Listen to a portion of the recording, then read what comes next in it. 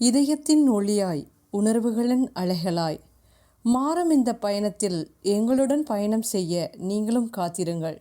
தங்கம் போல துளங்கும் பெயர் காஞ்சனா. அவள் சுவாசம் கூட ஒரு கதை, அவள் நிசப்தம் கூட ஒரு ரகசியம். ஒவ்வொரு துடிப்பும் ஒளியாய் வெளிப்படும் ஒரு உலகம் அவள். காஞ்சனையின் கற்பனையில் உதித்த கதைகளை நினைவில் வைத்து உங்கள் மனதை வருடிச் செல்ல போகும் நான் ஆர்ஜே வானதி. எந்தன் சித்திரமே நில்லடி இக்கதை பிடித்திருந்தால் லைக் ஷேர் செய்து சப்ஸ்கிரைப் செய்து கொள்ளுங்கள். ஹாய் டியர்ஸ், இது காஞ்சனா செந்தில் நாவல்ஸ். எந்தன் சித்திரமே நில்லடி இந்த கதை பருமனாக இருக்கும் பெண்ணவளை உயிருக்குயிராய் விரும்பும் காதலன். அவளின் காதலை அவள் ஏற்றுக்கொள்வாளா? பார்க்கலாம் வாங்க. சித்திரம் 16. வினோதினிக்கு இரவு ஃபோன் வர எடுத்து பேசினாள். ஹலோ, நான் வினோத் பேசுகிறேன். நாளைக்கு உனக்கு நேர்காணல் இருக்குது. ஸோ காலையில் நீ என்னோட ஆஃபீஸ்க்கு வந்துடு, ஓகேவா? எது நேர்காணலா? உங்கள் அப்பா அப்படியெல்லாம் எதுவும் சொல்லலையே. இங்கே பாருங்கள் மிஸ்டர், நான் உங்கள் ஆஃபீஸில் வேலை வேணும்னு கேட்கல. உங்கள் அப்பா தான் என்னை ஜாயின் பண்ண சொன்னார்.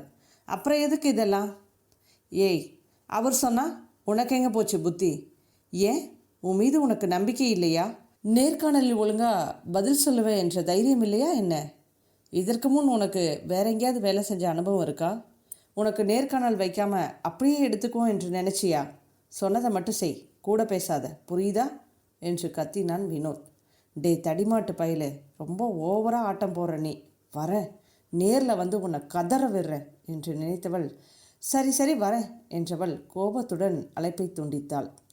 வாடி என் லட்டு குட்டி, உன் வரவைக்காக இந்த மாமன் காத்துட்டு இருக்கேன் என்று குதூகலமாக தூங்கச் சென்றான் வினோத். கண்ணனிடம் நடந்ததை கூறியவள் வினோத்தின் அலுவலகத்திற்கு சென்றாள் வினோதினி. கண்ணன் இதில் குழம்பியவன், இந்த வினோத் சார் ஏன் தான் இப்படி பண்ணுறாரோ தெரியல என்று நினைத்து அவனுக்கு அழைத்து கேட்டான். டே கண்ணா, நீ இதையெல்லாம் கண்டுக்காத. என் மேலே உனக்கு நம்பிக்கை இருக்குதானே, விடு, அவளை நான் பார்த்துக்கிறேன் எனவும் வேற வழி இல்லாமல் அமைதியாக இருந்தான் கண்ணன். ஆர்ஆர் இண்டஸ்ட்ரீஸ் மிக பிரம்மாண்டமான கட்டிடத்தின் 2வது தளத்தில் இயங்கிக் கொண்டிருக்க, அழகிய தேவதையாய் ஒன்றும் அறியாதவளைப் போல் சாந்த சொரூபினியாய் மங்கை எவளோ அந்த கட்டிடத்திற்குள் நுழைந்தாள். 2வது தளத்திற்கு சென்றவள் வரவேற்பறையில் நேர்காணல் இருப்பதை உறுதிப்படுத்தி கொண்டு காத்திருந்தாள். அவர்களும் சிறிது நேரத்தில் இவள் பெயரை அழைக்க பெண்ணவள் படபடப்புடன் கதவை தட்டினாள். May I come in sir? Yes come in, take your seat என்றவன் பெண்ணவளை நிமிர்ந்து பார்த்து தன் மனதிற்குள் நிரப்பிக்கொண்டான் வினோத். பிறகு அந்த கம்பெனியின் எம்டி என்ற முறையில் அவளிடம் சில கேள்விகளை கேட்க, அவளும் சாதுரியமாக அனைத்திற்கும் சரியான பதிலை அளித்தவளை உள்ளுக்குள் மெச்சியவன், not bad miss Vinodhini, you are appointed என்றவன் பெண்ணவளையே பார்த்து கொண்டிருந்தான். எத்தனை தடவை பார்த்தாலும் நெஞ்சத்தில் நிறைந்தவர்களின் அழகு மீண்டும் மீண்டும் அழகாகத்தானே தெரியும். இதை மறக்க முடியுமா என்ன?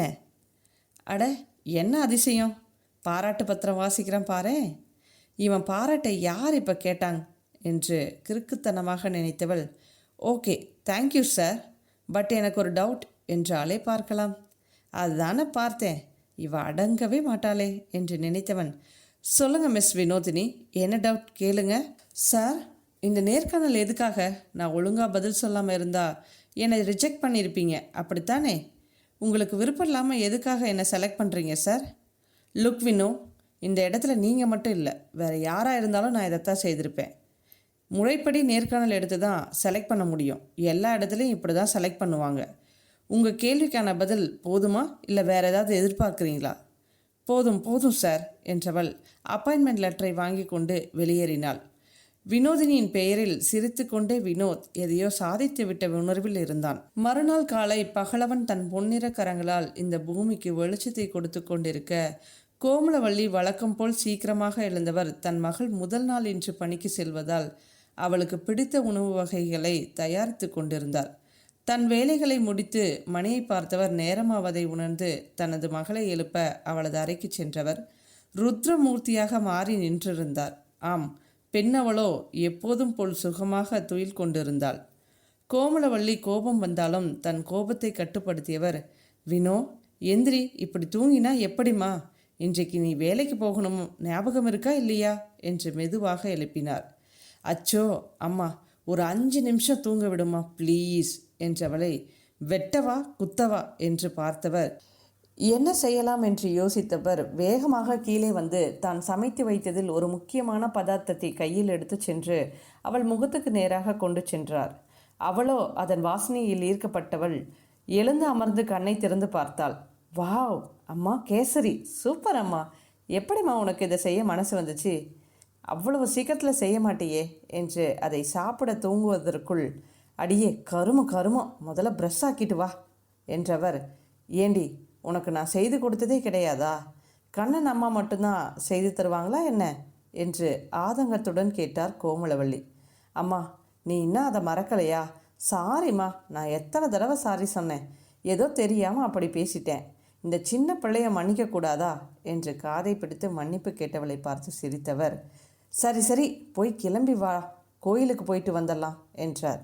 சரிம்மா, இன்றைக்கு என்ன விசேஷம்? கோயிலுக்கு போகலான்னு சொல்கிற, கேசரி செய்து வைத்திருக்க, நம்ம 2 பேருக்கும் பர்த்டே கூட கிடையாதே என்று தன் சந்தேகத்தை கேட்டாள் வினோதினி. அடியே, என்னை பேச வைக்காமல் நீ இருக்கவே மாட்டியா? இன்னைக்கு என்ன நாள் ஞாபகம் இருக்கா இல்லையா என்று நொந்து போய் கேட்டார் கோமலவள்ளி. லூசாமா நீ? ஞாபகம் இல்லைன்னு தானே கேட்குறேன், என்னையே திரும்ப கேட்குற? ஆமாண்டி, உன்னை பெத்த பாவத்துக்கு நான் லூசு தான். அடியே பைத்தியக்காரி, இன்றைக்கு நீ முதல்ல வேலைக்கு போக போகிற, ஞாபகம் இருக்கா என்று பல்லை கடித்து கொண்டு கேட்டார்.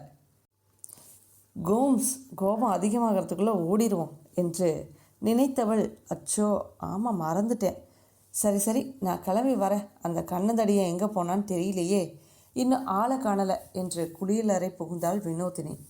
கோமலவள்ளி தன் தலையில் அடித்து கொண்டவர் கீழே சென்றார்.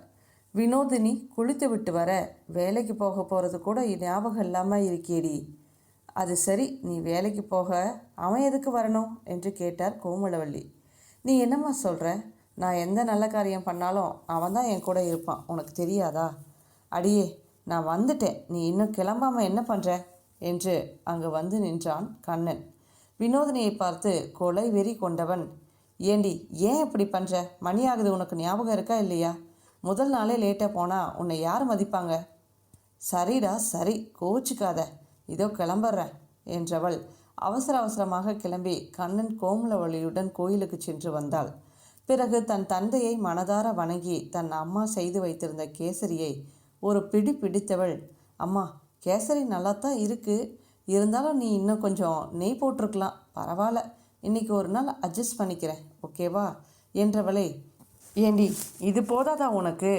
இதுவே அதிகம், சரி நீ கிளம்பு, மணி ஆகுது பாரு என்றிட அவரிடம் ஆசீர்வாதம் வாங்கினாள். அவரோ கண்கலங்கியவராக தன் மகளை அணைத்து அவள் நெற்றியில் இதழ் பதித்தவர், பார்த்து கவனமாயிருவினோ, நீ போகிற இடம் உன் வீடு இல்லை, அது ஆஃபீஸ், அங்கே இருக்கிறவங்க யாருக்கும் உன்னை பிடிக்காதுன்னு நீயே சொல்லியிருக்க, அவங்களே உன்னை பாராட்டும்படி நடந்துக்கோ, புரியுதா?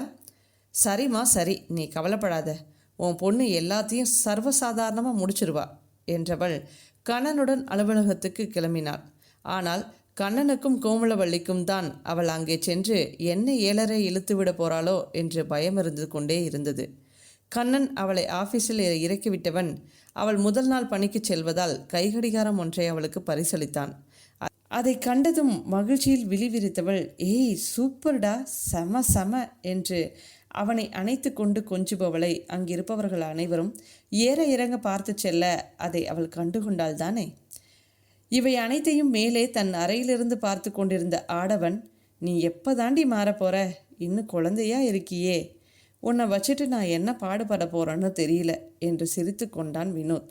கண்ணன் 1000 அறிவுரைகளை சொல்ல சரிடா என்று தலையாட்டி உள்ளே சென்றவளுக்கு கொஞ்சம் பதட்டமாக இருக்க 1 நிமிடம் நின்று ஆழ்ந்த மூச்சு இழுத்து விட்டவள், எது நடந்தாலும் பார்த்துக்கலாம் என்ற தைரியத்தில் உள்ளே சென்றாள். வரவேற்பறையில் விவரத்தை சொல்லி அப்பாயின்மெண்ட் லெட்டர் கொடுக்க ரிசப்ஷனிஸ்ட் காத்திருக்கும்படி கூறியவர் வினோத்திற்கு அழைத்து விஷயத்தை சொல்லி அவளை வினோத்தின் அறைக்கு செல்லும்படி கூறினார். இவளும் சிங்கத்தின் குகைக்குள் தனியாக உள்ளுக்குள் பயம் இருந்தாலும் தைரியத்தை வரவழைத்து கொண்டு சென்றாள். May I come in sir?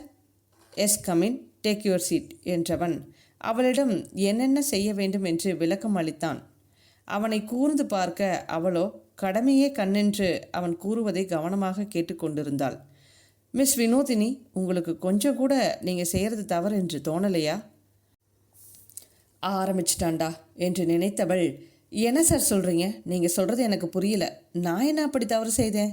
புரியும்படி சொல்லுங்க என்றதும் அவனும் தான் சொல்ல நினைத்ததை சொல்ல கோபத்தில் எழுந்து நின்றவள் பெண் சிங்கமென கர்ச்சித்தாள்.